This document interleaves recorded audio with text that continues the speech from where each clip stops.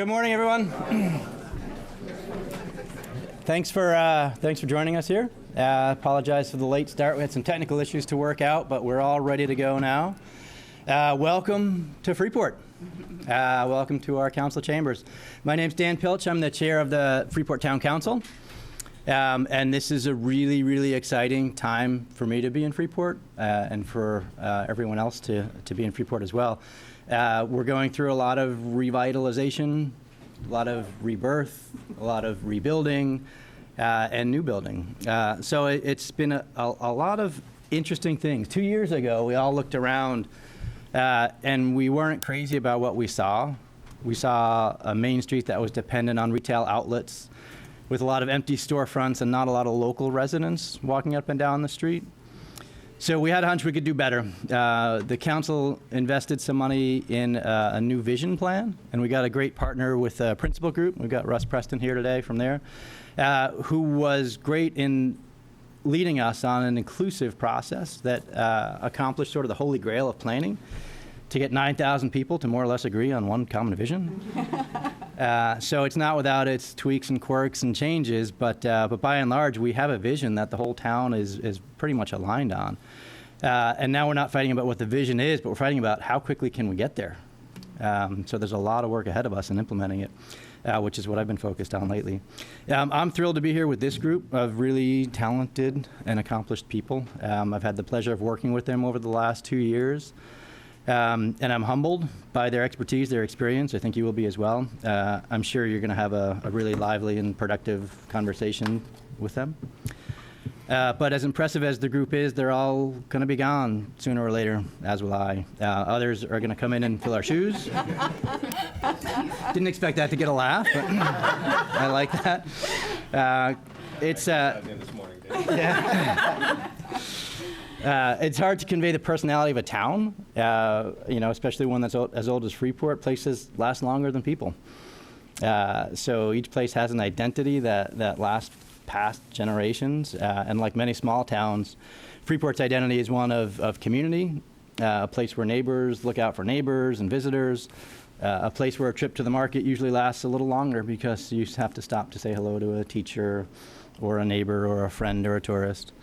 I think we've all been there. But we're lucky that we have great infrastructure that to bring people here. They can come by car, they can come by bus, they can come by train, they can come by bike, they can walk when they get here. So not many towns our size have that kind of an infrastructure. And I know for sure not many towns our size have a giant sculpture of a boot. That's the most popular attraction in town. So we've got a lot going for us.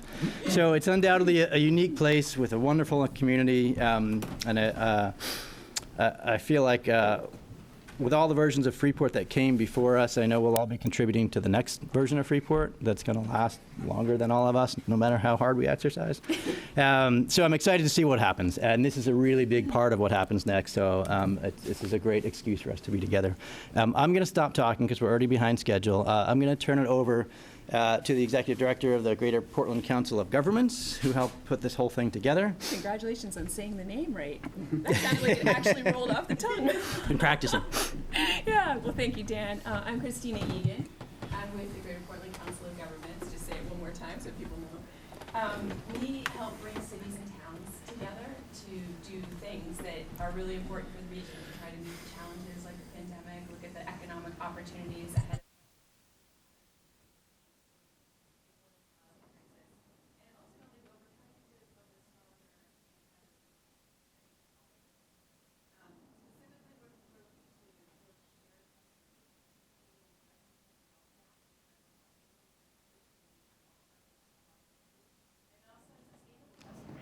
Want to do it in a way that sets things up for the next generation when we're not here. So, and part of the series, this is the Copy of the Cog series today, and we're trying to lift up great. Can you turn your microphone on, please?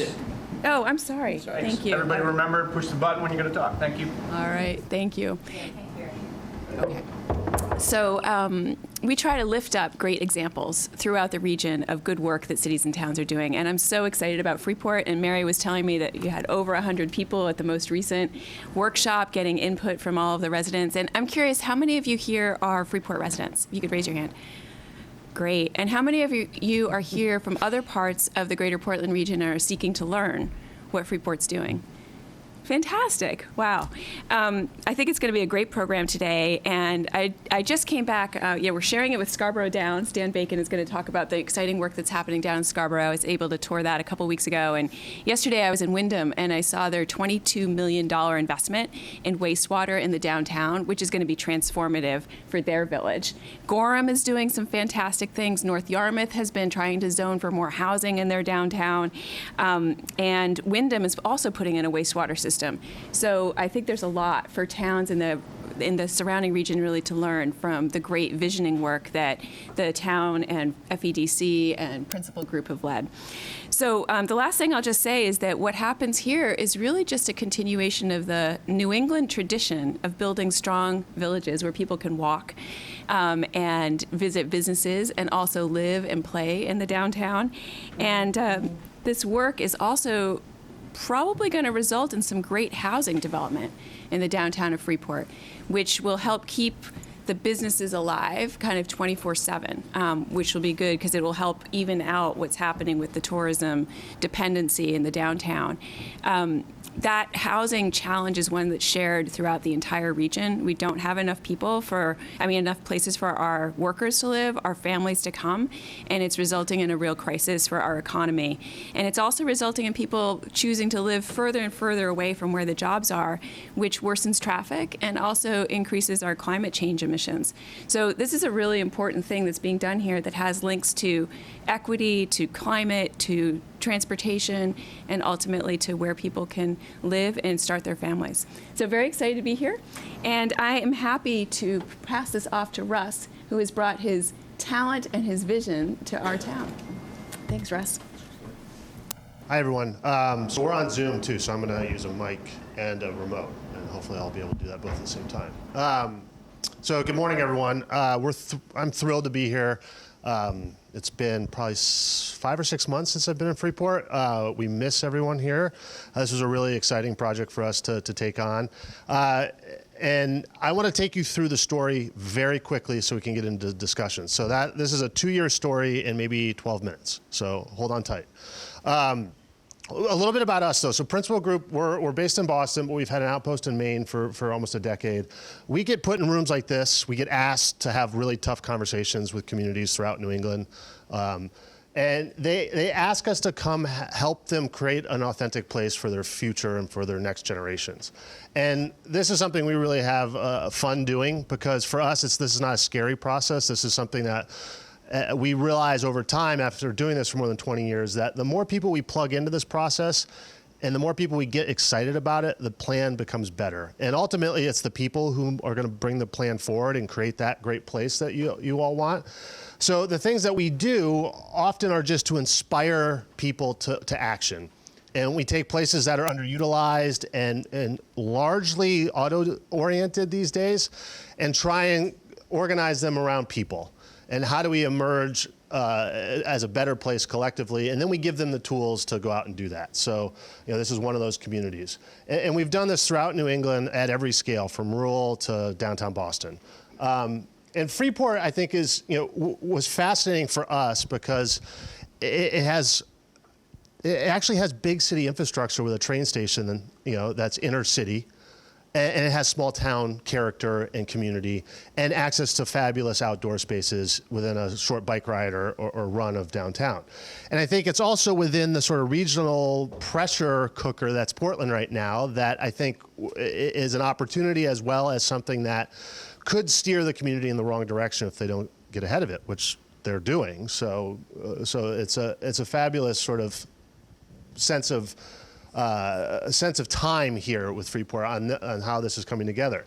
And what we often do in our work is look backwards. Because what we've been really doing is studying places for the last 30 to 40 years and understanding how do we knit them back together? How do we sort of undo some of the mistakes that traffic engineering or urban renewal or retail trends have sort of done to the core of our villages and our town centers. And it was great to talk with a lot of really old timers in Freeport because they told us stories when they remembered walking down from their house and seeing the corner store and meeting friends in the diner and sort of the idea of a vibrancy around public life was still the collective memory still had that here in Freeport. And there's so many places around New England that don't have that. And I think that was sort of a realization to us that this transition, this sort of converting Freeport into a much more resilient place was possible because there were people here that remembered when it was different than it is today. And I think that's the big part of this is change is difficult, especially in downtowns. Downtowns are complex and complicated, and overall, they're very difficult to find consensus, which I think is something that's so unique about Freeport right now.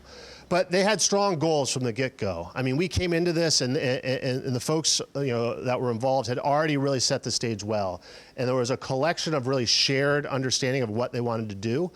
And that really demonstrated in the volunteerism and the folks in the community that actually spent all their time. And what we often forget now that we're all sitting in this room together is this was during the pandemic.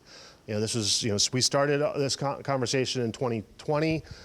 Much of the beginning of this was all hybrid. And so it was a very challenging period just to interact with people because something we love to do is actually plan in the place we're planning and bring people together around this. So these goals really helped kind of set the stage, and we had to really sort of in real time modify how we were interacting with the community and utilize all the sort of virtual tools to support that. And what we found was that if we did it properly, actually more people participated. More people were able to give us input. So the process actually got better because of the pandemic, which is sort of a silver lining to this whole thing. And that, what emerged, I think, is a much more robust, much more sort of sensitive vision plan because people could phone in from their living room. The barrier of entry for them giving us input was lowered because all of us sort of shared these communication tools now. All right, so why a vision plan? We've been doing these types of plans for about 7 to 8 years now because we've realized that there are going to be smarter people that come after us. And they're going to have new ideas and set the stage for new sort of solutions. And how do we make sure that they have the tools to keep the collective vision on track? So it's not that we can do a master plan that fixes every single little thing and that's how it's going to be. It's more, here are our overarching principles of what we want this place to be and how does it align with the values we share as a community? And then how do we move forward collectively? So it's a lot about process and a lot about the sort of long-term definition of where we want to get to. And this takes lots of people and lots of iterations. So, I really need to thank the community here in Freeport because, they kind of dove in head first onto some of these virtual tools and were able to really give us their input. And what's important for that is when we do this properly, we get to have conversations with folks who have never talked to each other. So when we set this up right, we end up being at the center of a nucleus of all these different ideas.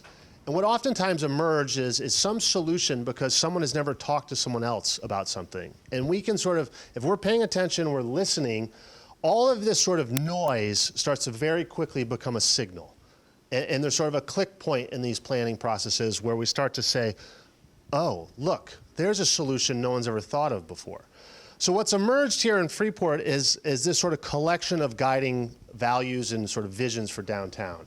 And, everyone in the community of Freeport should know these 7 things on the back of, by heart. This is sort of the thing that will collectively allow you to move forward and make decisions about things that we might have never talked about.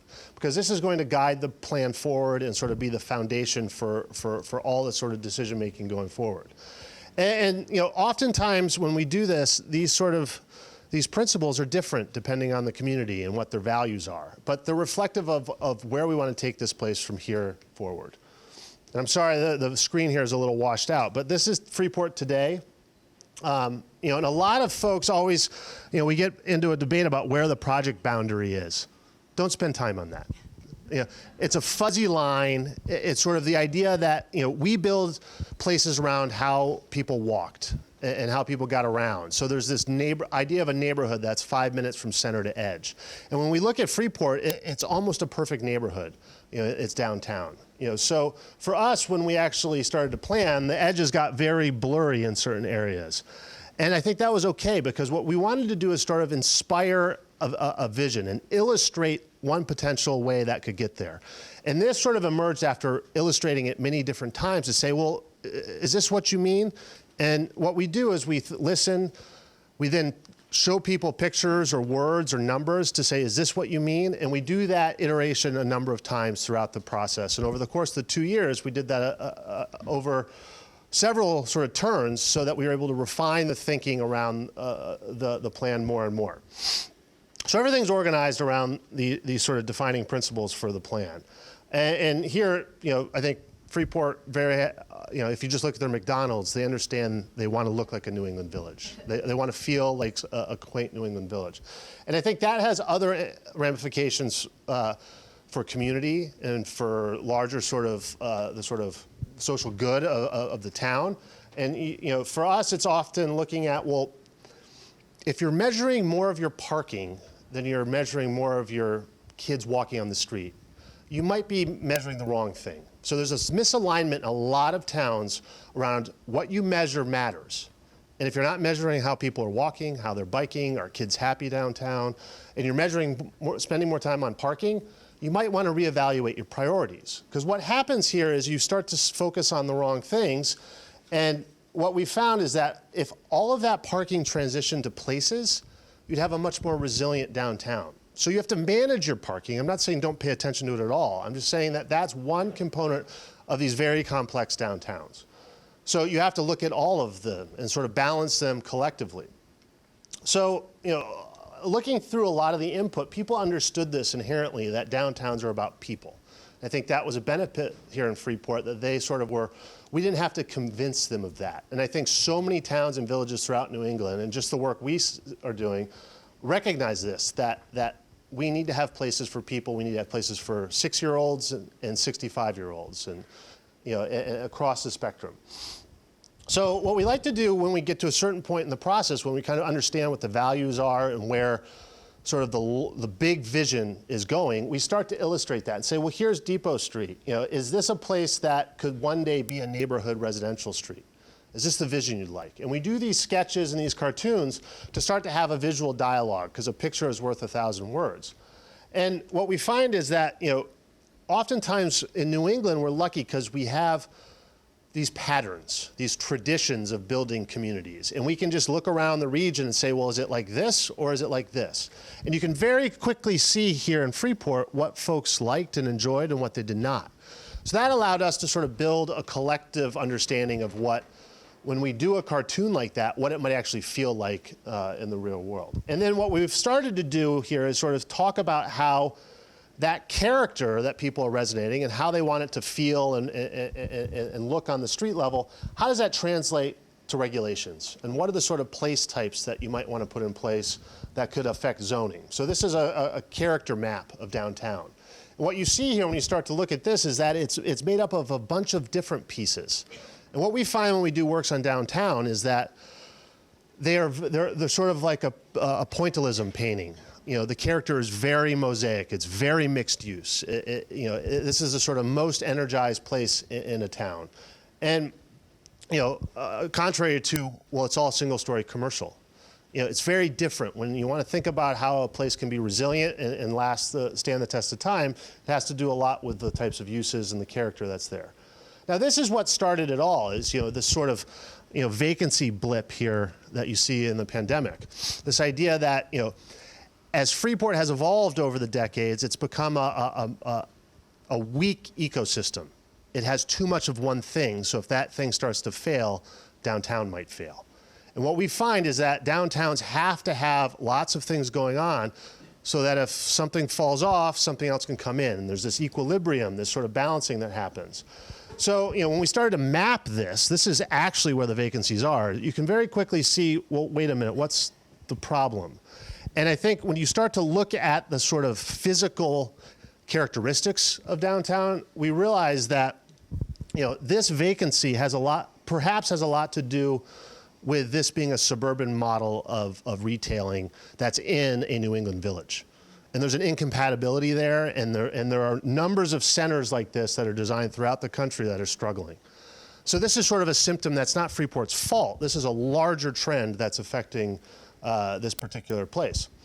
So we got some good folks in the community asking us questions. One of them sitting in the front row here, and said, well, wait a minute, why do these places have to be beautiful, and why do they have to feel good? What does that have to do with filling vacancies?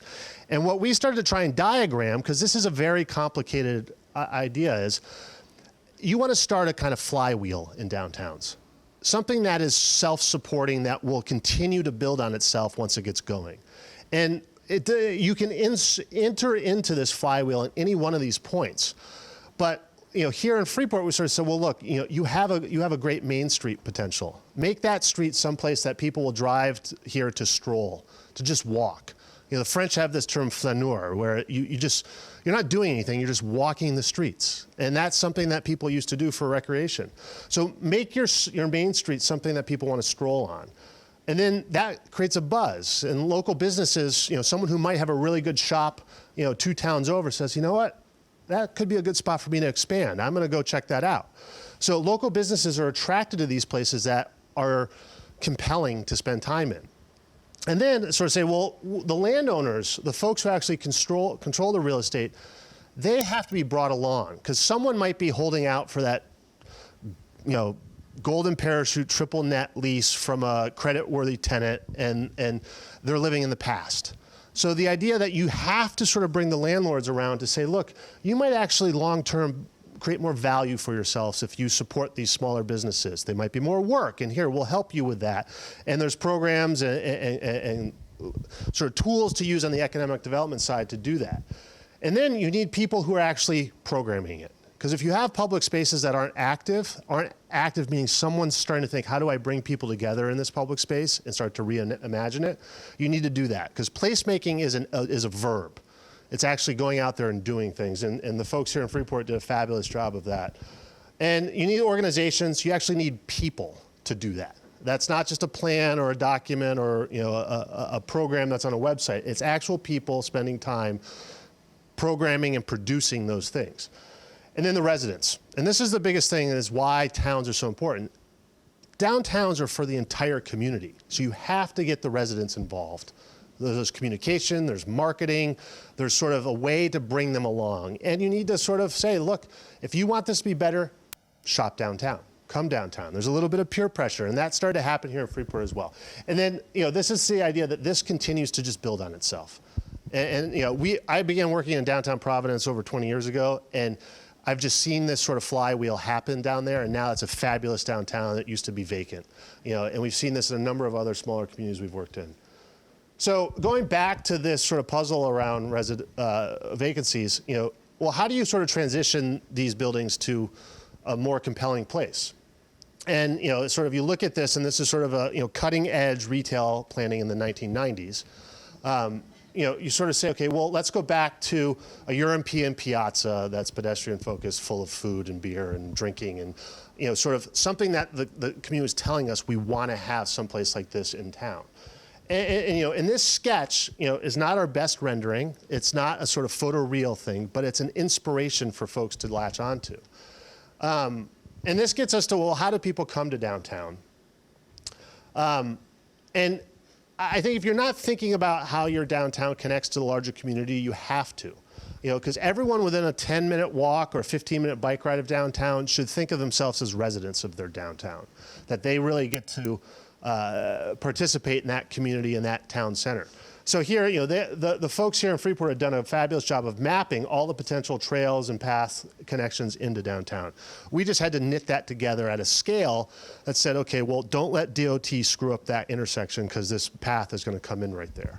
So kind of build that framework. And then at sort of shifting into the sort of neighborhood level, what you see here in a lot of New England communities, and Freeport is no different, you have this one road problem. There's one road that over time has devolved into a highway.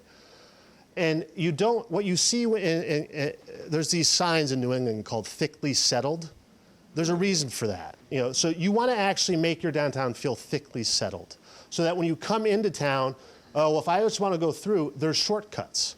There's ways around. You have to actually build that network of connected lanes, alleys, streets, side streets. There's a main street, a market street. There are these places in New England that really function like this, and they function well because they disperse traffic when you come to downtown. And then downtown has to be congested. It's the idea of good cholesterol and bad cholesterol. You want some congestion in downtown to actually drive business and drive that friction and that sort of excitement. So moving cars through at the speed of light, bad idea. You actually want them to crawl around through downtown. So there's this balancing act that has to happen between the sort of tensions of the regional dynamic and those of what make this a really resilient place. So one of the things that emerged is sort of where does downtown start and end? And this Mallet Drive, is really the highway, the sort of freeway ends here at the Harrisseekit. And the community kind of came up with sort of emerged this idea of, well, why can't that be a parkway? Why can't the highway end here and downtown start here? So this idea that this could actually be where more housing is built. It could be where, a wonderful parkway with tree-lined streets. It could be a grand gateway into downtown. And, this idea came up really late in the sort of design week we were running. We sort of said, well, what does that look like? And how can that sort of support those larger paths? And this is a multi-use path going out to cross the highway, so that this could actually emerge as a real sort of connector for this regional connection and then into downtown. And this gets to, well, how do we build sustainably? And I think when you study downtowns, you can start to see the patterns that make them very resilient over time. And what you're not seeing here is this is sort of, when we do this, we always do these sort of X-ray maps where we sort of look at the town in multiple different dimensions. This is the flooding one, in storm surge, and sort of trying to understand the dynamics around possible climate change issues, or what's going on that we want to make sure that people are aware of that can support this. And I think here it's more about how do we build sustainably and less worried about flooding. And I think this is one of those things where, someone came up, this came from a resident, this vertical agriculture. How can we line parking garages with farms? This idea that downtowns have to use every square inch of land as productively as possible. And we sort of said, okay, well, there's always going to be this dynamic because of a certain retailer that's headquartered here, that you're going to have a lot of parking. You're going to have customers coming and going. So how can you do that in a way that over time might transition to be in just a smarter way? So this sort of area of town had the potential for a centralized parking garage that we'd line with vertical agriculture or line with housing, just be a smart sort of parking facility, a mobility hub. And then this idea that there could be a market shed, something that actually brings the community together and allows them to have different events throughout the year, or when it's slow, people could still park under. So this was the idea of this sort of, this sort of focused sort of sustainability, physically manifested in the sort of mobility hub and this sort of market shed with PV cells on the roof. And this idea that you should transition, to a mix of things, not just a sort of monoculture of single occupant vehicles and single story retail. Now, the thing around this vision is sort of that there's this connection to the outdoors, inherent in Freeport. LL Bean was a partner throughout this whole process, and sort of recognizing that, folks will get on airplanes to come to Maine and then go to LL Bean. So how can they sort of connect Freeport with the sort of trailhead to the outdoors of Maine? And this idea that, downtown should connect, you should feel that when you come here. It should be a visceral connection to the outdoors when you're in Freeport. So this idea of connecting all these new open spaces and then branching out to connect to the larger ones that are out in the sort of countryside and sort of, outside of downtown. And this was funny too, because we do a lot of these surveys because we want to, we try to get as much input as possible in the beginning of these processes. And this is the first time that skateboarding showed up as an actual mode of transportation. And I thought, wow, that's interesting. So what's going on there? So we started to talk to some of the youth. We talked to some of the kids around town and realized that, yeah, they're skating. And downtown, actually, because there's not a lot of people living downtown, it was a nice place to skate. So we popped up a skateboard park, Tawny, big effort on her behalf. But this idea that we're not just planning on paper, we're planning in the real world. And doing these tactical urbanism projects, this idea of actually getting out there and using the real place as a planning laboratory was really helpful, because we realized that this actually was something that was important to the community and connected directly to the youth. So we started to say, okay, well, when you start to think about what this parking lot could be in the future, maybe it's a plaza that's a new version of this skateboard park. And then we started to use these types of images to start to say, well, what's the right character here? This is right next to your train station. Is it 3 stories? Is it 4 stories? Is it 5 stories? Is it 6 stories? This idea that we want people to really look at this and just say, well, this is the most important thing, is connecting to the public life of your downtown. If it's the difference between 4 and 6, in a spot like this, it might not be. So we had these discussions. We sort of collectively tried to get some consensus on this, and this emerged. That Freeport is a very complicated place. There's all these layers of things. So how do you have skateboarding happening in one part of downtown, and then you have this fabulous facility of Meeting House Arts, a couple blocks away? And the thing with downtown is you want to have all this stuff happening at once. And I think Freeport, the folks here asked me, well, where do we start? You start everywhere. You have to push in all directions at once, and that's what takes it. That's what's so difficult. This has been worked on for years and started to push out. Now, how do you bring that energy and connect it to the larger downtown?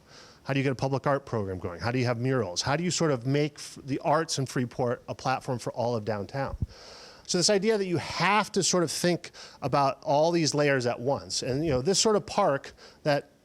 We were interviewing one of the shop owners literally 500 feet from here, and he said, why don't we just make that parking lot across from our store a new park? And I thought, wait a minute, there's a park 500 feet, just on the other side of the tracks. What's wrong? The idea here is that you have to look at the spaces that you already have and repurpose them and re-energize them. So this idea that this could be a platform for public performances. How do we get a bandstand here? And I do have to apologize to the folks in Freeport. We were going to move this to the other side. We never finished this drawing. But the idea that this is never done. The planning work is never done. You have to go out there and try it and continue to refine it.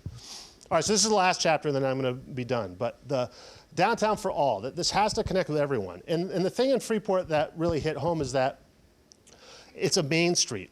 It's one of the longest main streets in New England villages that we've worked on. And that's because of the power of LL Bean in bringing so many retailers here. And that sort of engine is a great opportunity for Freeport, and we recognize that. But you've got to fix the street. The street has got to be someplace that people will stroll, that it's your postcard. It's the center of your community. It's this, it's where the parades are that kids will remember for their lifetime. It's just got to be this sort of gem of a public space. So we started to sketch this, because it's really hard to imagine when you see in the summer bumper-to-bumper traffic, or you see people in the off-season zipping through at 50 miles an hour. It's hard to imagine this as a different type of street. But we went through a lot of conversations around this and started to refine and refine and refine this idea. And this is a complicated one to understand, so we animated it. This is walking out of the preservation sort of courtyard, and really starting to think about a street that is a universal street. One that has no curbs, so that anyone can jaywalk anywhere they want, so that cars are moving slow enough that they don't run into each other. It's a dance, and there's places like this, there's streets like this that are functioning all over Europe now, and other parts of the US are starting to do this type of street design. So this is a universal street because it allows kids, folks with limited means, and it promotes better interaction because you can go anywhere, anytime. And so that was sort of an idea that emerged during the process that is really radical for Route 1. But it's this idea that the village has to take precedence. People have to be the priority in a village center in a downtown. And then the idea here, and just to finish up, is this wonderful sort of anchor, this sort of economic engine. And I would stand here a lot of the times during the process. People say, "Where's LL Bean?"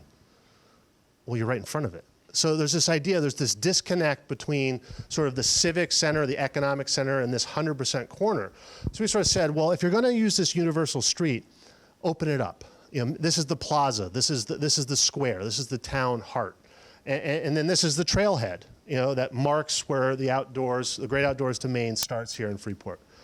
And so none of this is going to happen with pretty pictures. And I have to commend the folks here in Freeport because they went out and started doing it. This is Hot Dog Park. This was sort of like a leftover no man's land in the back of Starbucks, and they popped it up. They made it work. And this was last summer, yeah.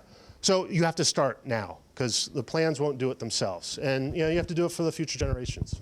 So thank you.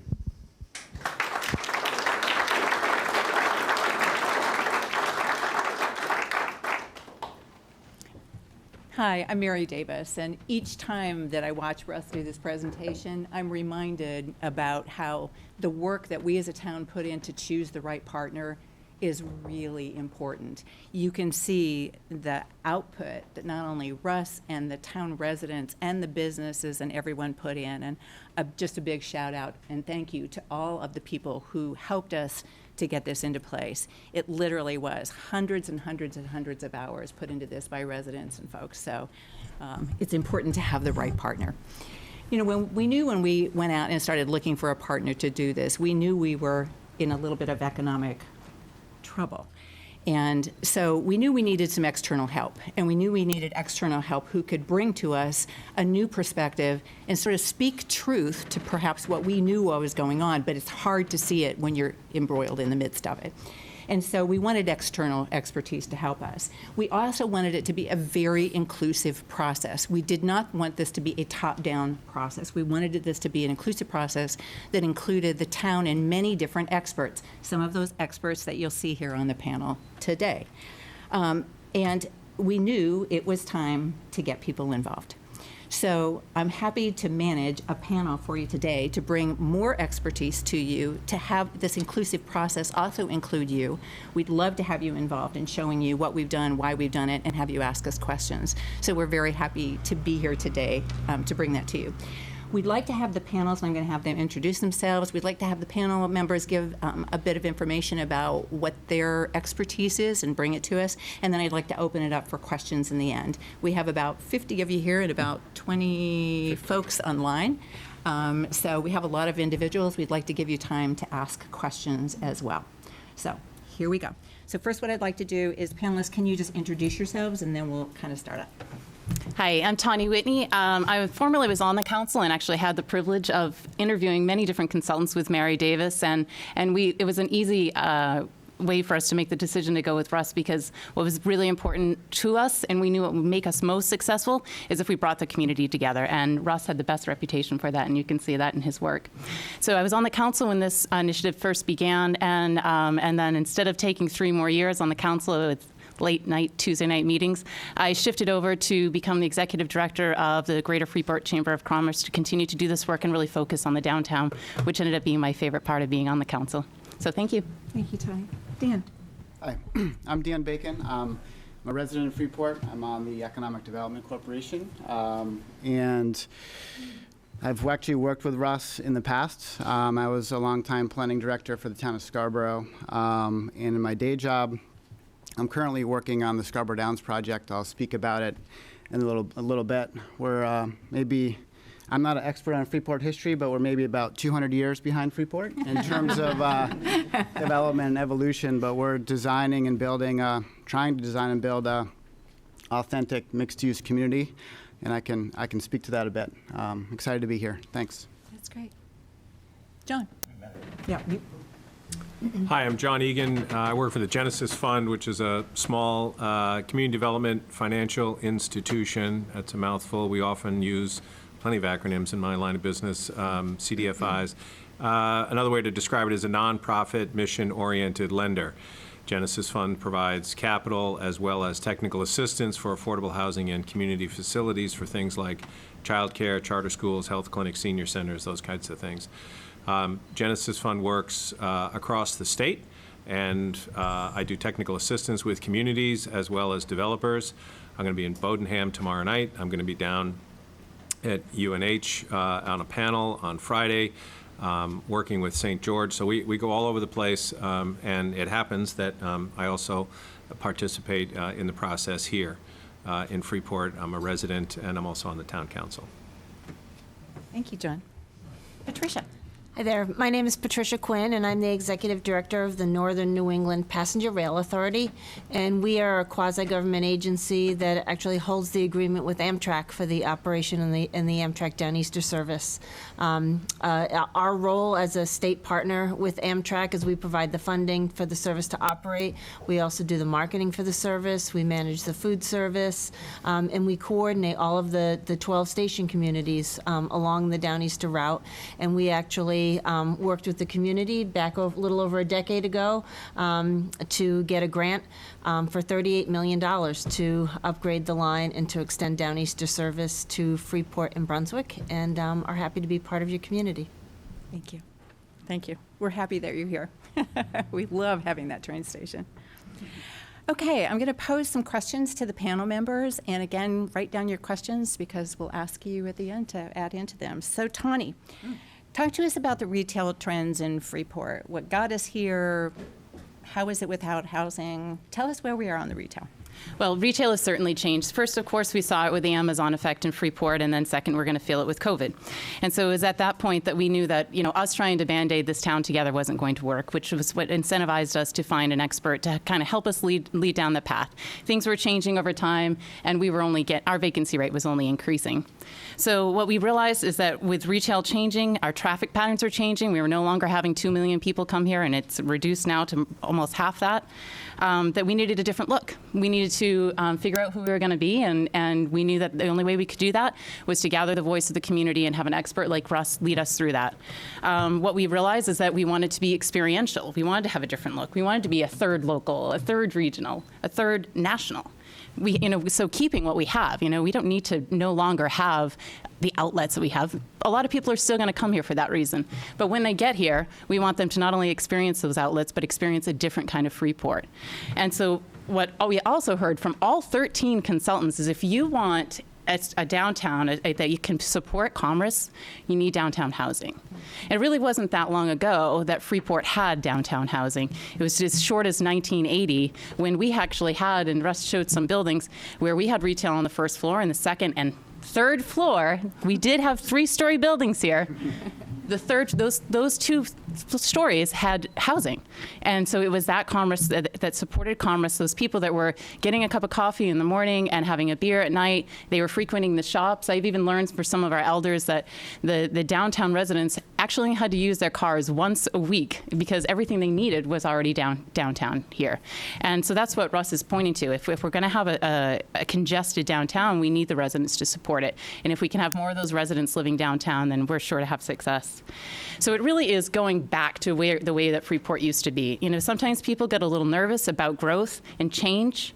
And I think it's important to see these older pictures to realize that we're not trying to become Portland. We're trying to become what Freeport used to be. And when you go on vacation and you say you're from Freeport, probably the next thing you have to say is LL Bean. So, we're embracing our history and going back to the way we were, to going back to why we were so successful. And I think it's a really exciting time to be a part of this change. Thank you, Tawny. Also, can you talk about, we had a lot of residents who said, this is what I want from the downtown. What did they say? Well, they said they wanted housing downtown, and they wanted housing for all. And so that's what's happening. We're getting different kinds of housing downtown. We should also understand part of what we, again, already have. We have 183 units of affordable housing already. I think that's something that Freeport should celebrate. So we're trying to get mixed uses, and the 2 developers that are coming in now, it's going to be market rate rents. And that brings in a different population that currently isn't able to live here. Because when we look around, we see that we have, we want to maintain what we do have, but we also realize that we're missing a whole demographic of people that would really help to make this town a lot more vibrant. So with market rent housing, we're going to get in some of the kids that are just graduated from college. We're also going to allow some older residents who maybe don't want to be in their large homes anymore to downsize and stay within their community that supports them.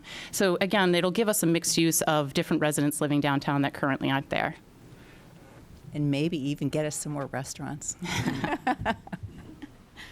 Thank you, Tawny. So Dan, you have a lot of experience in why housing is important to support retail. Tell us what you're up to. Yeah, thanks. And so my current position is development director for the Scarborough Downs project in Scarborough. And It's about a 500-acre parcel, the former harness racing track. It's actually in the geographic center of the community.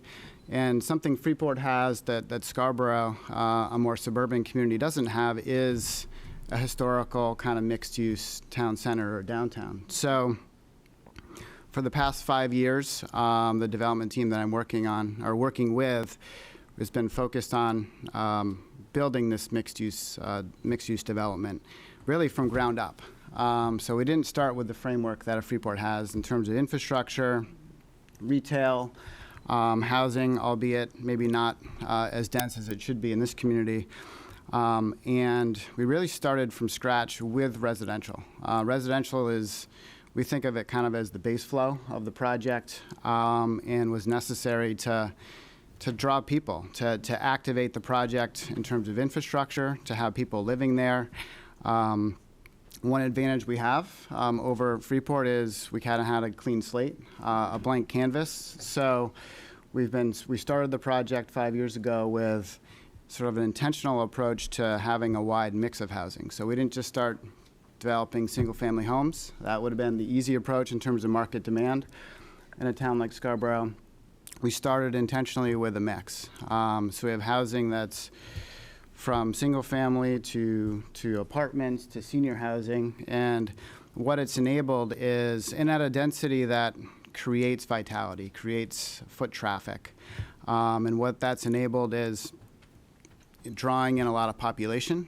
We've also at the same time started with more light industrial development on the other end of the project, all as kind of the foundation or base flow for this future mixed-use center that we want to activate. And so just recently we got additional approvals from the town to really be able to start to dip our toe into kind of this town center environment, this mixed-use center.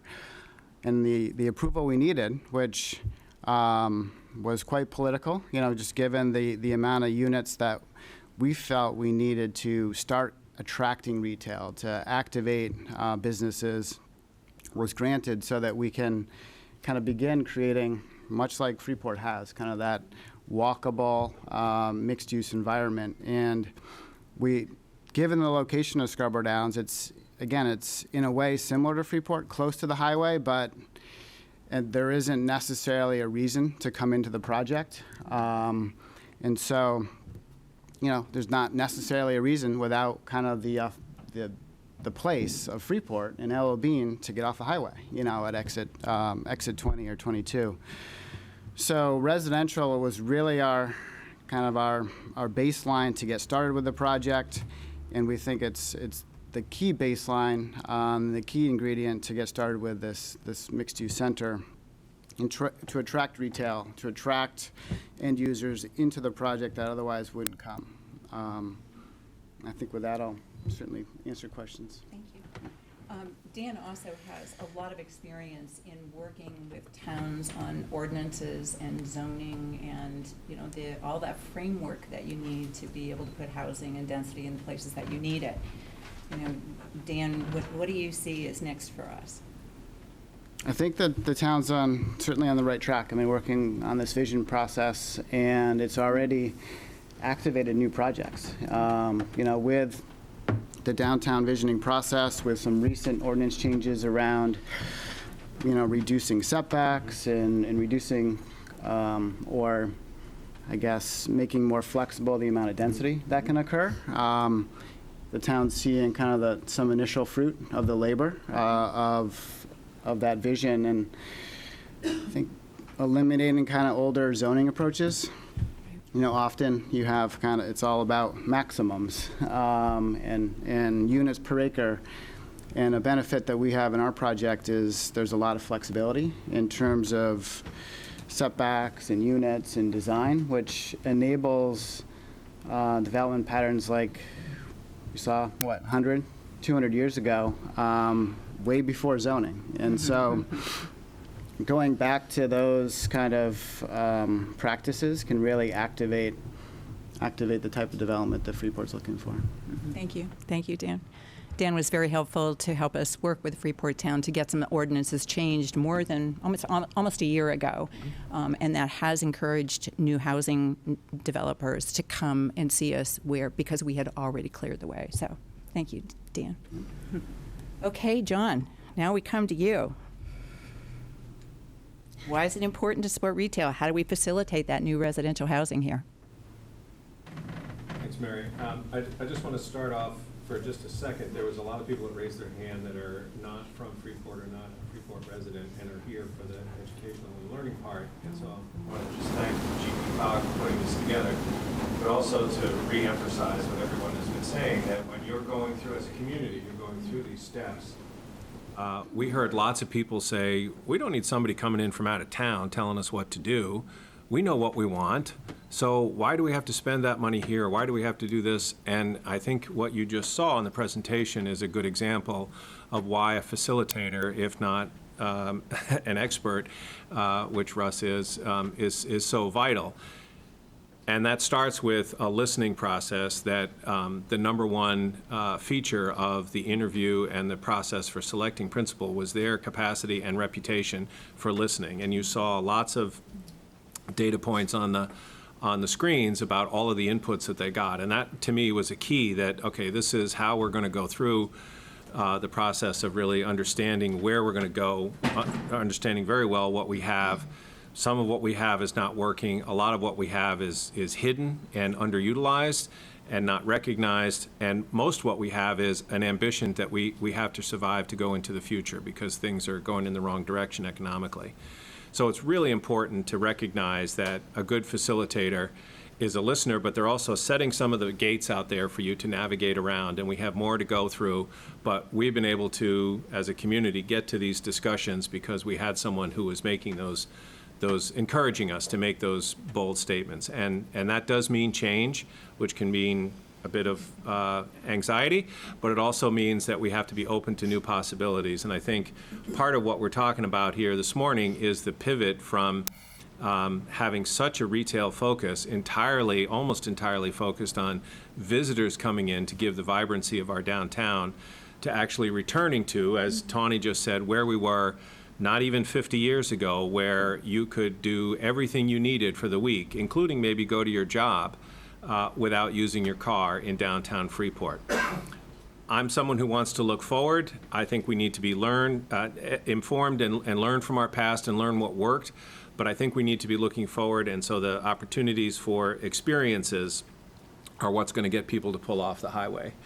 And not just to go shopping, but because I can bring my bike on my car and go biking down to the ocean and go biking over to a mountain and then go have a beer and then have dinner and then maybe go see a play at Meeting House Arts. What a fabulous weekend.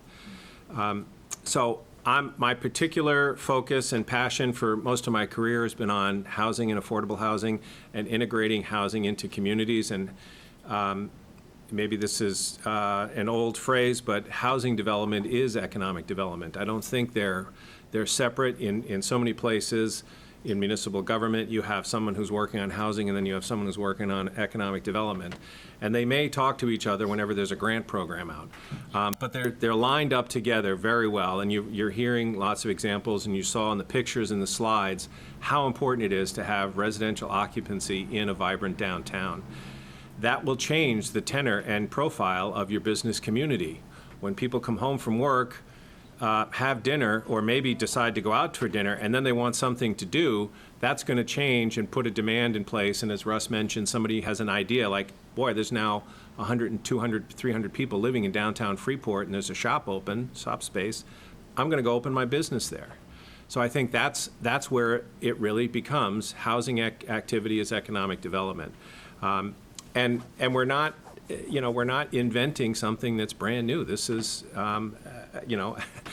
before every single person had a car or two, these were the kinds of dynamics that led to vibrant communities. And so I think it's an excellent example of how we can learn from our past, look forward, and be ready for some changes.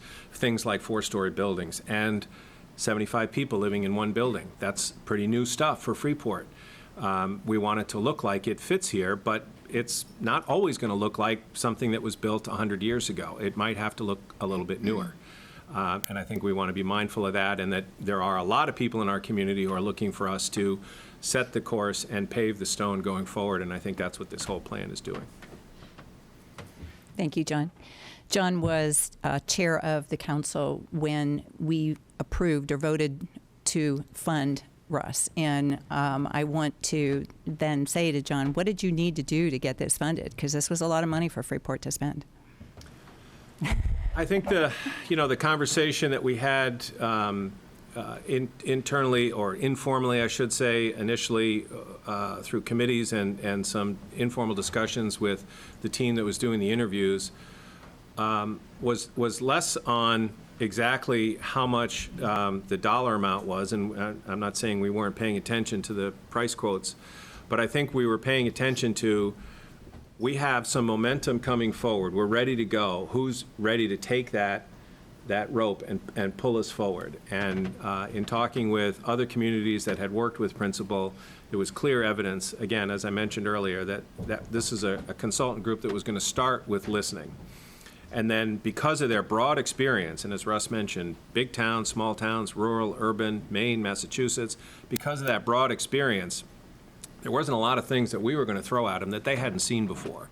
And so that's the kind of thing that I thought, this is a group that's got experience. They may not know exactly the history of Freeport, but they probably have a pretty good idea about how local economies are pivoting from one sector to another sector and needing to pay attention so they don't get left behind. Thank you, John. It takes champions. So, Patricia, tell us what kind of investment you're seeing adjacent to Downeaster stations. Well, the Downeaster serves 12 communities in 3 states, and we've been operating for a little over 20 years. So we've seen lots of changes, and we've seen lots of opportunities. I have to say we're thrilled about this project because Freeport really is a community that has so much to offer. But even after we, spent tens of millions of dollars to extend service here, really the ridership to and from Freeport wasn't what people expected. And so we have seen a lot of growth in many of our station communities.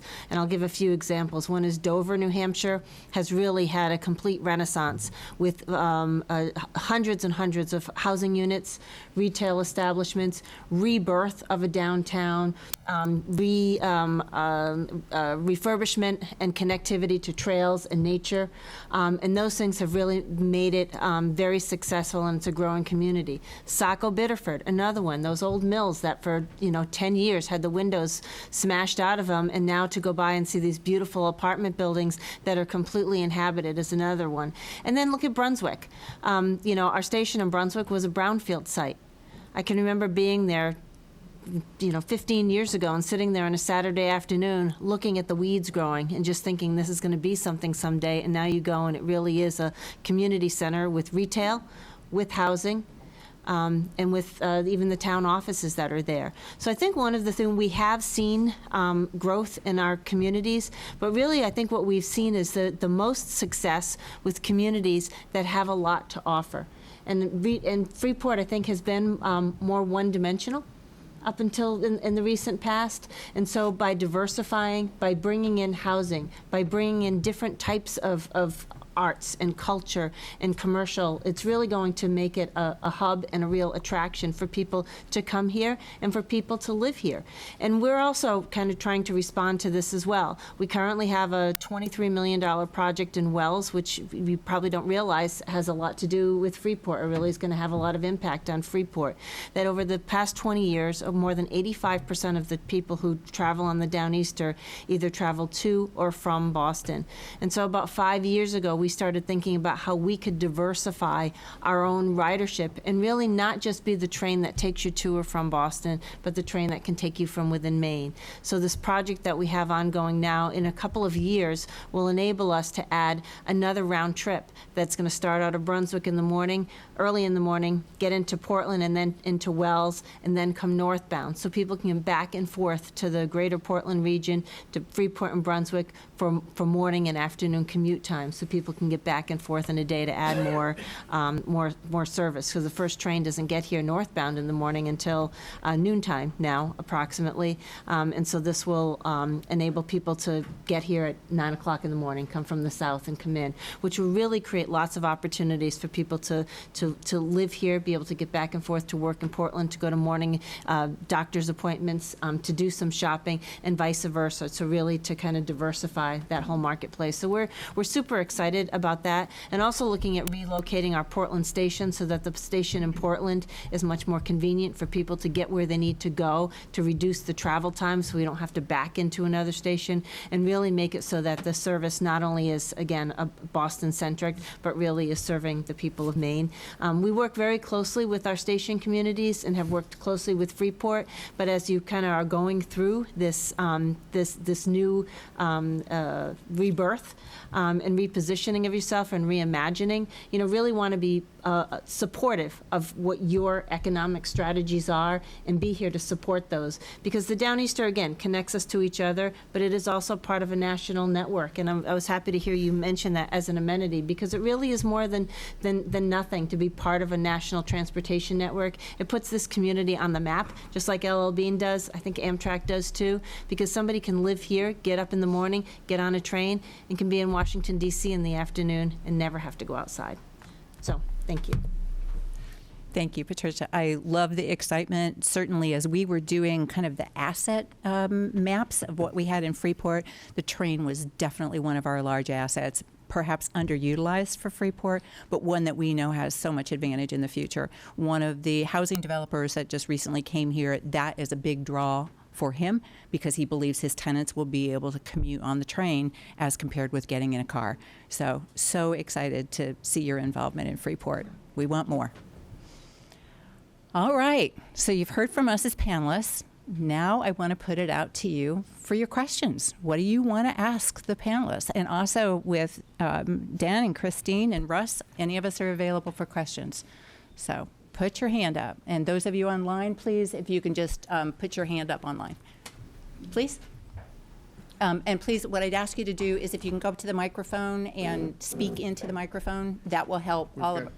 Oh, there you go. Russ is going to hand it out. Okay, Russ is going to act as our director of ceremonies.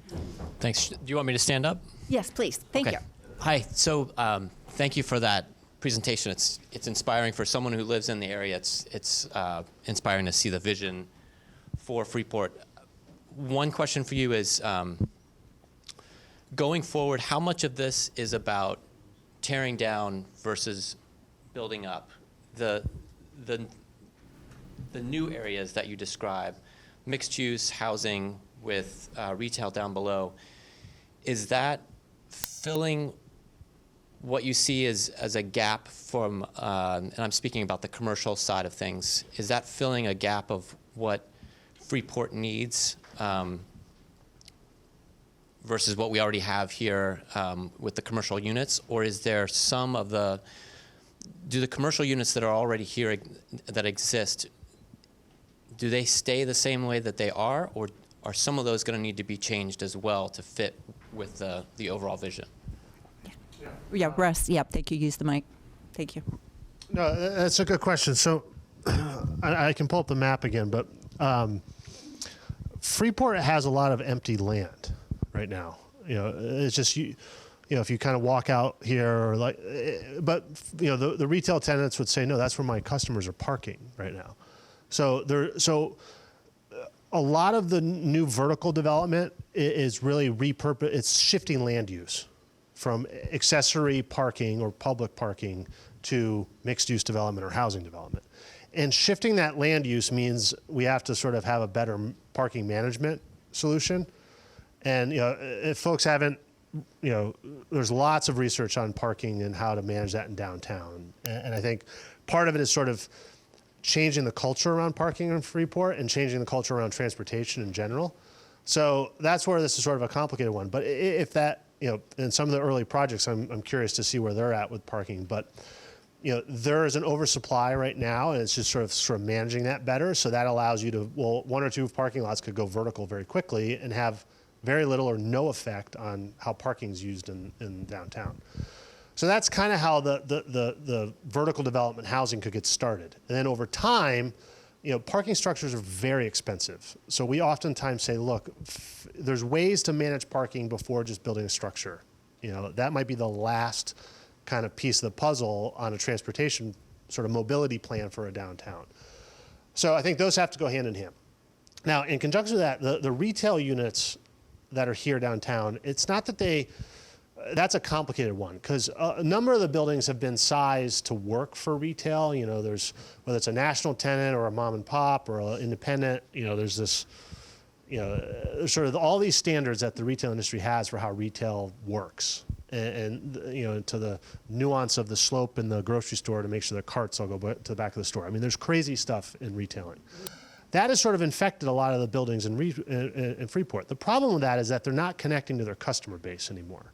So I think it's that idea that, like, how do we, how does the sort of story around retail evolve? And part of it is, there was a pop-up sort of Maine makers sort of, that was an experiment that came out of this process. And I think it's the idea of how to tap into a lot of different types of commercial activities and bring that, cluster together. And that comes to the people. And so I think it's like, well, what is the convincing story to bring people that might not have 50 stores that are going to open over the next 5 years and can afford to one or two not work?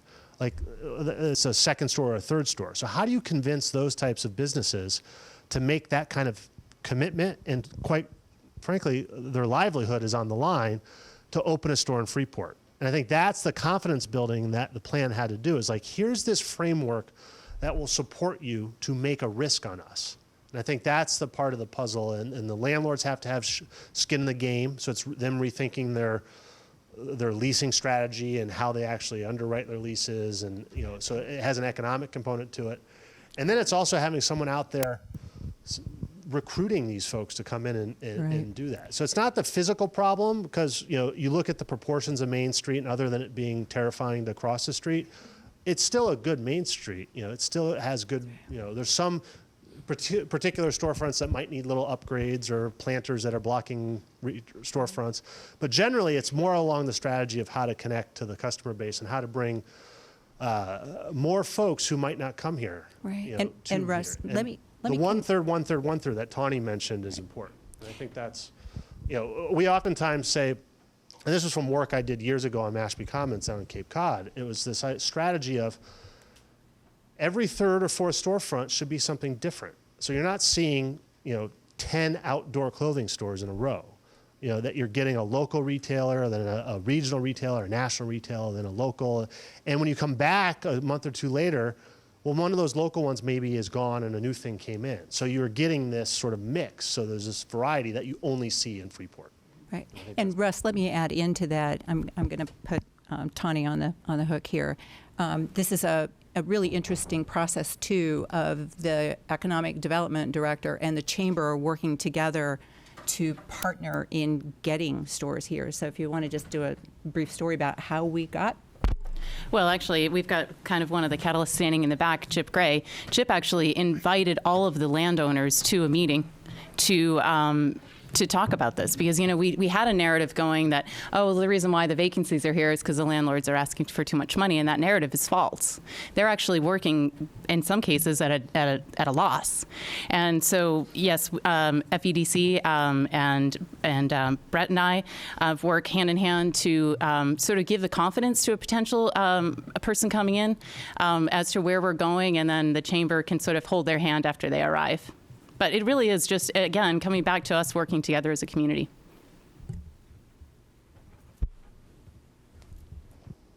Thank you. And please, if you can, don't mind saying your name and where you're from, that would be helpful. Thank you for this program. It's great this morning.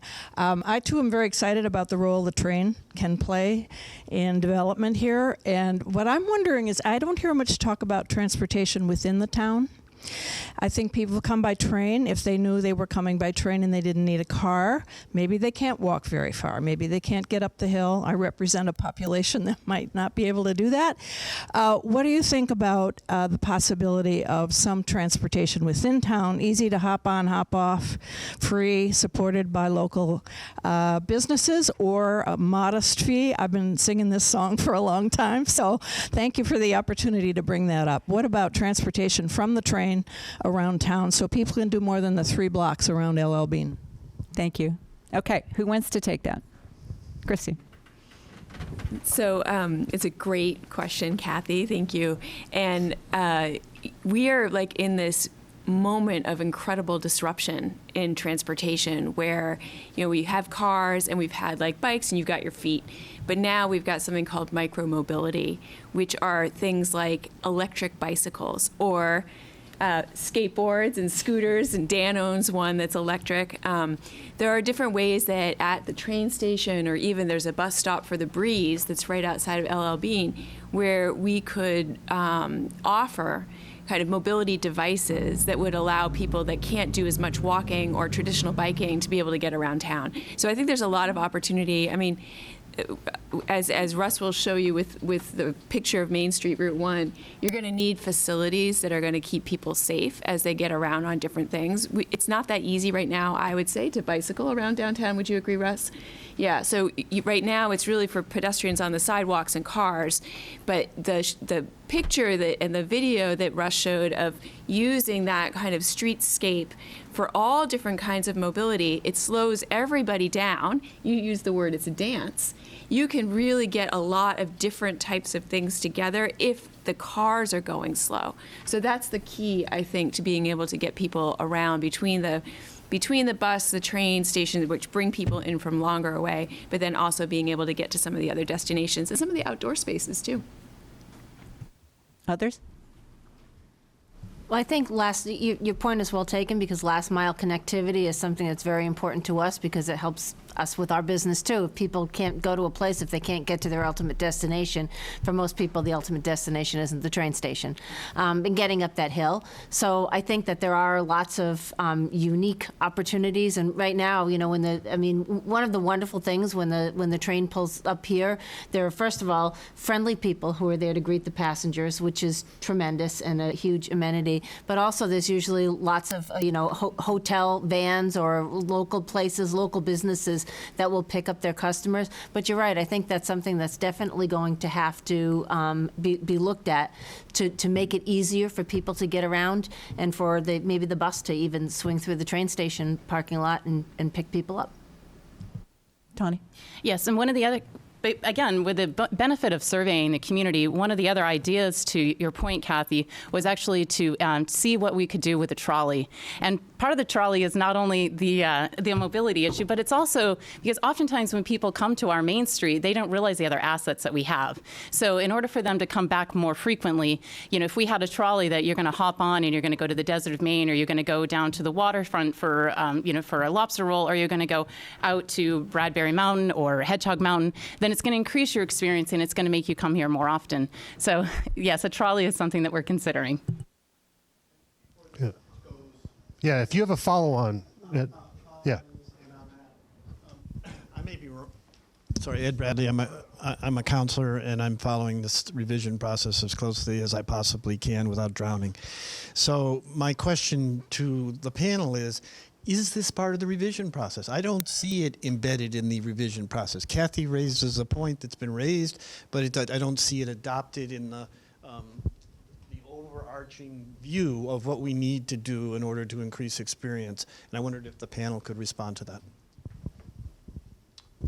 Well, let me frame it a little bit differently, because this has come up a bunch. I mean, we've had this conversation around the circulator or the trolley a lot throughout this process, and I think transportation is complicated right now. For the micromobility, this is a challenge for everyone. This last mile connectivity is a big issue we're dealing with it in new Green Line stations in Somerville, Massachusetts right now. Just how do you get between those things? And I think there's an interesting conversation. Vanessa, we were talking to the Council on Aging in Maine here. They're aware of this too. And I think there's a lot of tools out there that communities need to tap into And it's not a one silver bullet solution. I think it's part of a larger tapestry of mobility solutions that have to get planned together. And it could be that there's a volunteer driver that is a collection of volunteer networks that are picking up folks in the community that are needed. There might be a formal hotel series of jitneys that are combined together. Like it could be that you have to do some strategic bike lanes so that you can have scooters and electric bikes. I mean, there's sort of a whole thing happening right now that is partially I think accelerated because of COVID and how people understood that they needed to have transportation solutions that were closer to their homes. So I think this is something that might not be apparent, like very clear in the plan, like do this, because this is changing weekly. Like we just started a thing called Circuit, all these goofy names for all these new startups. And it's literally an electric golf cart that's going between two subway stations in Boston to this camp. And it's paid for by tenants and it's paid for by advertising. So this is just happening like in the last 6 months, things are emerging. So that's why I think there's something that has to get wrapped around, and this is for all Maine communities, I think. There's a mobility problem. Not everyone wants to get in a car. Folks might be too young or too old to drive themselves. So there has to be other options than a single occupant vehicle. So. Thank you. Others? I apologize. I have to step out. I'm sorry. I got something else I got to get to. That's great. I know we're at 10:30. So maybe we'll go for another 10 minutes or so. Is that good? Yeah. Yep. So I know we have a lot of hands up. 10 minutes. I'm going to take that gentleman in the green in the back, and then I'll come back to you on the right-hand side. I'm Peter. No. It's for virtual worlds. It's not going to amplify inside the room. Yeah. So like. Yeah, there you go. I'm Peter Monroe from Portland, Maine, landscaper, pedestrian bike advocate. To what extent, a lot of your planning envisions much changed streets. To what extent do you think MDOT will be a partner in that as opposed to an opponent? We in Portland have had a really tough time trying to get MDOT to think of city streets as city streets and not as highways. Yeah, I'm looking around the room. There's a handful of people who can answer this question. I see a lot of sort of smirks and groans of sympathy. So one small example that Tawny and Mary championed 2 years ago was, hey, we've got a pandemic. People don't want to go inside stores. Can they go outside stores? Can we close Main Street for a couple of blocks and say, let's set up some outdoor, retail and see if that works? For reasons unrelated, some things went great, some things didn't go so well. So I'm not sure that we have a lot of momentum to do that again, but we learned a ton. And that was one of the things that we got out of working with Russ and his crowd was try stuff, ask the question, don't sort of write it off as, oh, well, we can never do that. So we've got, a long laundry list of things that we're moving forward, and some of them are things that are challenging. Mallet Drive is going to be a challenge for us to turn that into a boulevard. Main Street is kind of next up behind that, and there are a lot of people saying, you shouldn't even bother trying to take that on because DOT will never let you do it. And there's some good reasons why there's resistance. Well, what if the highway's closed? You need alternate routes, emergency services. So there's a lot of good reasons, but there are also, I bet, a lot of creative solutions if we wanted to try it. So I can't guarantee that, yes, they'll sign on, but they do have a new program. I think it's called the Village Partnership Initiative. Yes, thanks. Where they're trying to encourage stuff like this to happen. So it's a process, but we're working on it. Thank you, Dan. And we won't give up.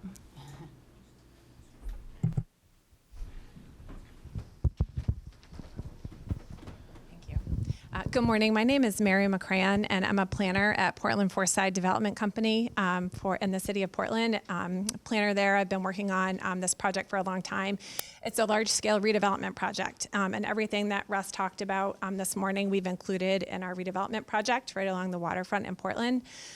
So I have a question about specifically about housing, but I just wanted to make folks aware of our project. If you're not familiar, we have a website, you can look it up, but we're also doing public tours, and we would welcome you to come down and take a public tour of where we're at with our project, especially the Freeport Town Council. You may be interested. My specific question this morning is about housing. So we've touched on a little bit about affordable housing, market rate housing. During the conversations that Freeport has had, to what end did you go to higher end housing? When I explain about our project, I talk about housing for all. And I do mean affordable housing, I mean middle income housing, but I also mean higher end housing. There's folks that have lived in really nice homes for a long time and they do want to downsize and they want to have a nice place to live. We're including that in our project, and there's a little bit of a stigma about it, I found over the years. So to what extent did Freeport have that kind of level of conversation about housing style and housing type in addition to affordable, in addition to the middle income? Absolutely. And Thank you. I think I'm going to take this one. During the course of the interviews, when we were talking to residents of Freeport, we had many people who said, I live in a big house, I'm on my 2.5 acres with my big house out in the country, and I want to stay in Freeport when I downsize, and there's no place for me to go. And that was a very loud voice that was brought forth. So the idea about building housing downtown is housing for all types. We do have affordable housing down here. The first two complexes that are going in are more market rate housing, but we still have a group of individuals who are saying, we want my house downtown. And we're starting to see more developers who are interested in that. So I think it's also about us communicating, again, through the Economic Development Corp and others, about we're looking for all different types of housing, because that's also what's going to make the downtown vibrant for us. It's not just one type of housing. And is there a stigma to it? I think it's more that people want all kinds of housing, and so you have to, housing is a very complicated issue, especially when you talk about being affordable. You know, the median income in Freeport is rather high. The price of houses is rather high. So when you look at median income, it's a pretty high mark. So for us, we're thinking about looking at the different types of housing and how do we take care of each of those markets. Yeah, thank you. Down in the yellow. Thank you. Thanks. My name is Sarah. I'm with Greater Portland Landmarks, and I'm so excited with everything that I've heard here today. Super excited about dynamic new architecture and things. But I did want to ask a question.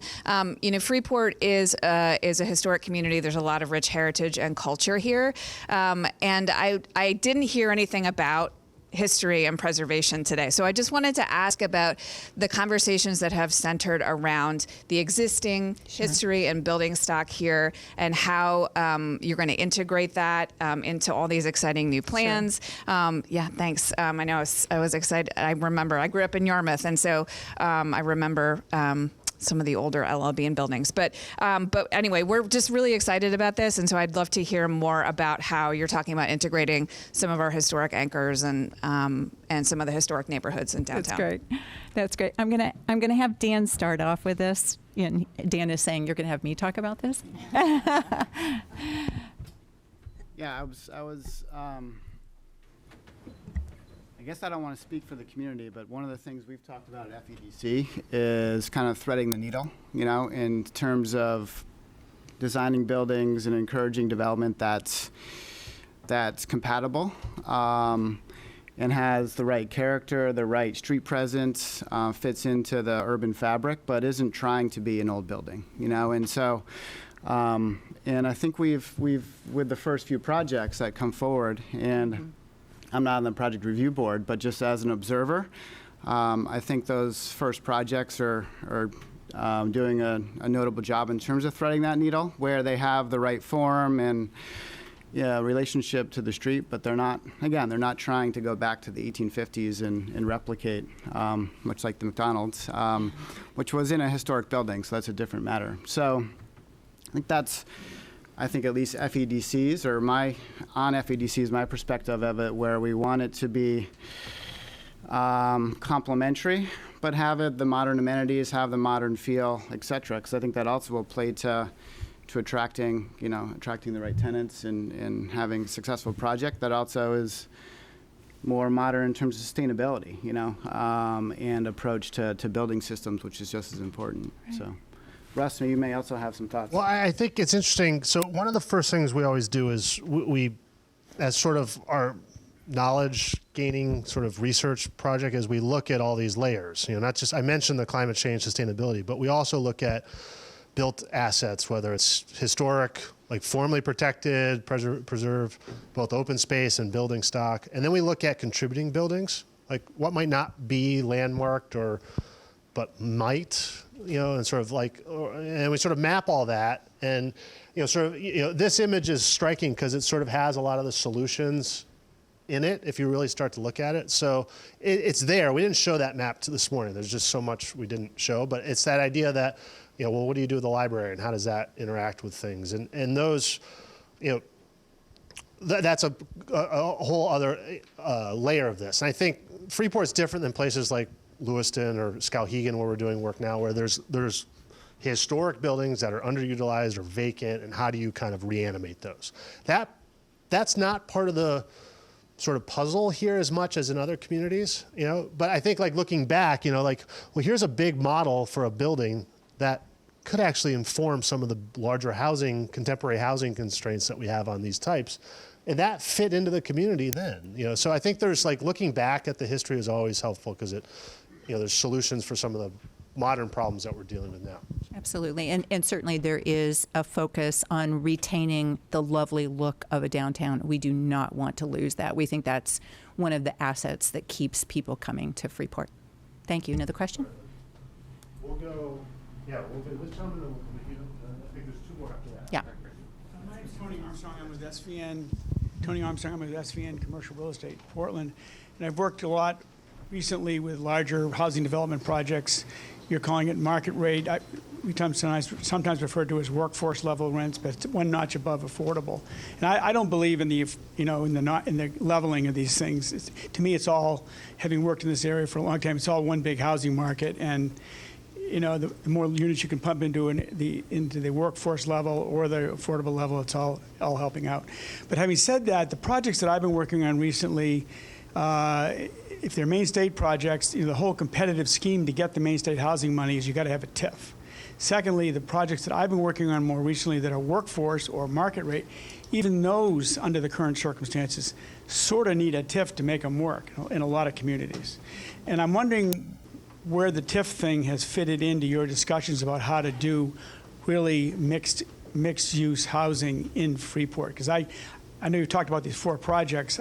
I know 3 of them, they're not affordable, that's for sure, and I think you've said that.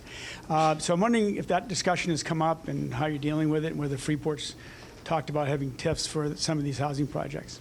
Thank you.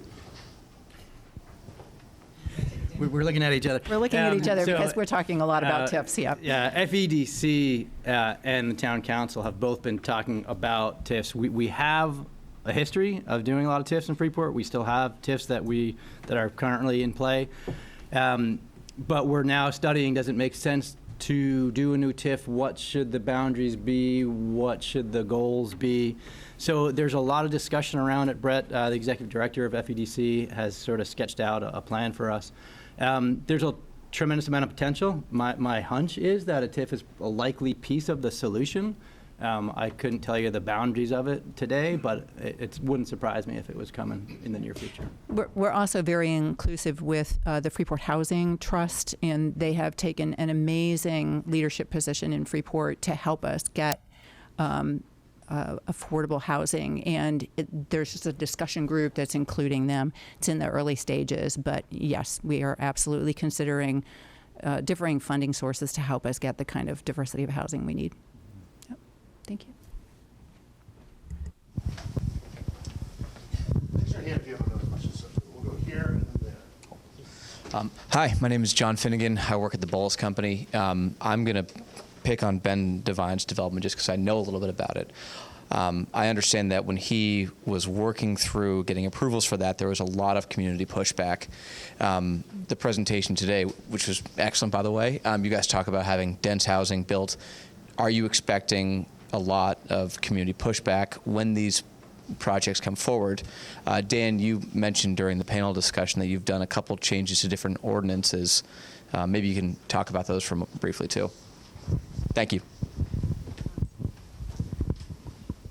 Part of involving the community at this level is that they're very involved. You can see that in this room today, the meeting that they referenced where we had 125 people last Tuesday. So part of engaging them from the beginning was to prevent this from happening.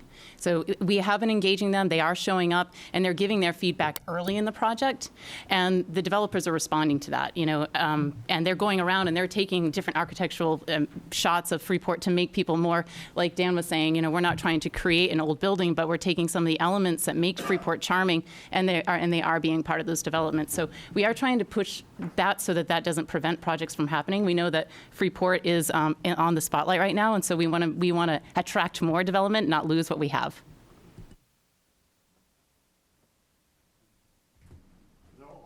Opposition.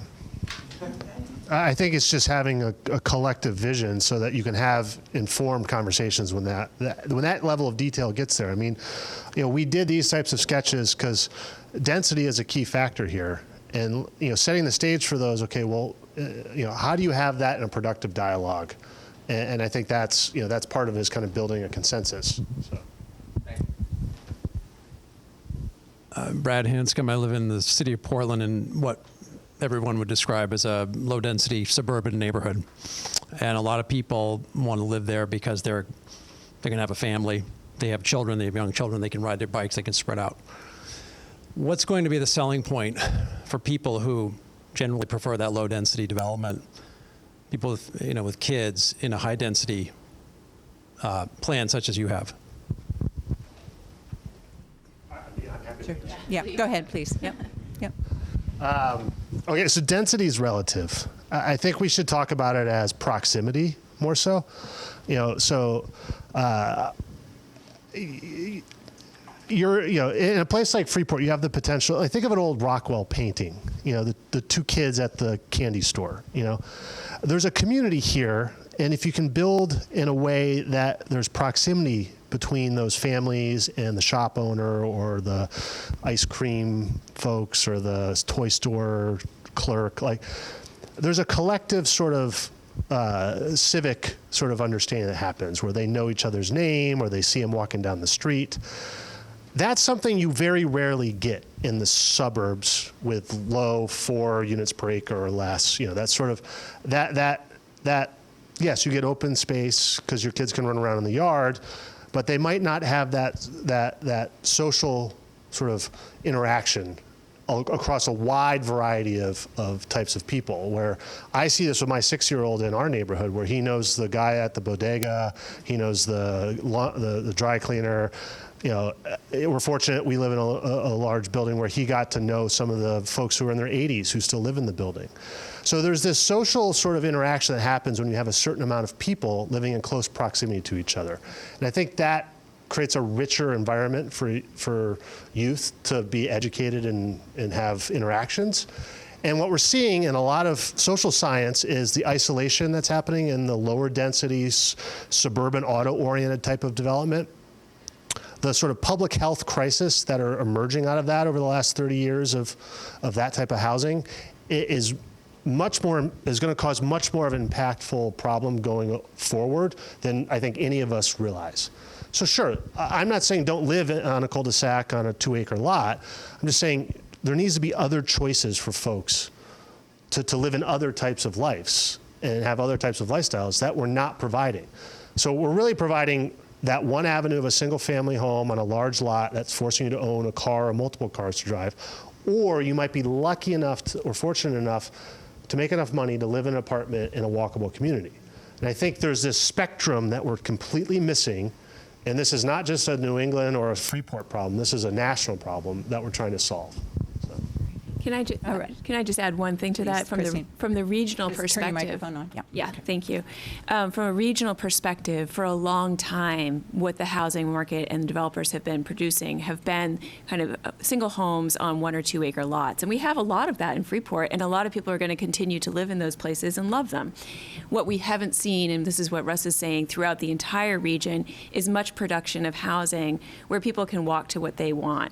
And we hear a lot from kind of millennials and younger, and also from older 65 plus, where people want to be in a different environment than where they raise their children. Now, there are also people that want to raise their children in this, and they haven't been able to afford or find those kinds of housing choices in the greater Portland area. So what this is doing is just giving us more housing choice. It's diversifying what people have the ability to buy or to rent. Thank you. Thank you. Do we have one more question? Do we have one more question? This will wrap things up. All right. Perfect. All right. No pressure here. No pressure. Good morning, everybody. I'm Scott LaFlemme, the Economic Development Director in Yarmouth. First, we just wanted to thank Christina and the rest of the GPGOG team for hosting this. It's my first coffee with COG, and it's been really enlightening, so thanks for that. And also, congratulations to Freeport. I mean, this is clearly a very productive and exciting opportunity and growth strategy. And again, I work with a lot of other economic development folks, Brett included, and what's good for Freeport is great for Yarmouth, and likewise. And I think by looking at this sort of in a regional scope, I think it's really exciting for Greater Portland, and we can continue to leverage each other's experiences and strengths. So congratulations and good stuff. One of the words that I heard early on was the idea of resiliency, which I think is really important. We clearly went through some economic changes through sort of the Amazon wave impacting sort of retail storefronts. But my question maybe is for us, for the rest of the panel, is the idea of COVID and how that's sort of shifting how folks work and how folks live, and whether or not you thought about that within sort of the design of your plan on how to sort of adapt to the unknown a little bit and sort of react to different commercial opportunities and for workforce challenges. They're all. You want me to? Okay, I can answer this one too. No, so COVID accelerated a lot of trends. I think we saw this from how we use public space to how people work from home. So it clearly we're in a period of figuring it out now, and we're kind of in a unique position because we kind of see this on the real estate development side as well as the municipal side, and we're hearing conversations across our office, on how to do this. So some of our projects that are millions of square feet of commercial development in Boston are trying to figure out how do we do this so that we actually can have more productivity when we bring people together. So I think people are rethinking how they work. So you're seeing a lot of, much more sort of understanding of when to work from home, when to work hybrid, when to bring people together. And when bringing people together, it's about community. It's about that spark you get with being in the room. And for downtowns, what we're seeing is that there are a variety of companies. One example is they had 7 headquarters. Now they're thinking they're going to have 32. They're just going to they're going to go out into the communities and actually have satellites where people can work from home and come to their local spot if they need to. So I think Freeport, and we kind of touched on this a little bit in the planning process. There are offices. People work in downtown. I wouldn't be shocked if someone said, well, I'm not going to have a big office in Portland anymore. I'm going to have one in Freeport and one in Scarborough, and my people are going to go to those. And I think there's this sort of incredible dynamics in how we work that's happening right now. That places that have really good communities and really good compelling reasons to spend time there can capitalize on that. And I mean, there's a whole host of things about housing that's changing too, from having touchdown pads for work from home, like all these sort of little things that are changing in the housing market to support this sort of new way of doing things as well. So I think it's a back to the future moment though, because I mean, we used to all work in our neighborhood and we walked to the factory or we walked to the, it's one of those things where like we know how to do this as a society if we pay attention, and kind of learn from the past. So. Well, thank you. I think you did do a lovely job of wrapping us up, because I think I'd like to reiterate, I want to thank the panelists for being with us, Christine and GPGOG for sponsoring you all to be here. We love to share, and I think, as you said, we're always better off together. We're better off when we share our ideas together, because this is a regional economic development as well. So we're so happy to have you here. Thank you for coming. Thank you for everyone who put this together. You did a great job of wrapping up.